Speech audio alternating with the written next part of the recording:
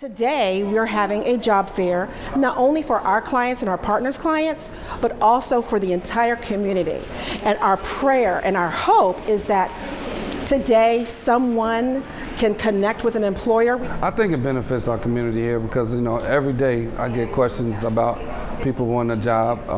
They ask me all the time, so I feel like a career fair here at Providence would have been the best thing for our community. Shelter House operates 3 shelters within Fairfax County, and basically our job and our mission is to assist people who are homeless into temporary shelter and then transition them. At Shelter House, we have that ability to take our wonderful clients and move them to the next level. My job specifically with Shelter House is to take those individuals, tap into their passion, figure out what jobs are great for them, what they'd like to do, find vocational opportunities for them.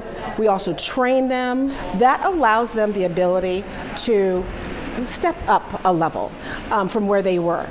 We're a new community center, so I think that the residents here in this area are finally getting an opportunity to get the benefits right here at home that Neighborhood and Community Services offers. We've also have 8 workshops going on a variety of different things, from resume writing to the ABCs of how to get a job, what not to say in an interview, to knowing your rights in an interview.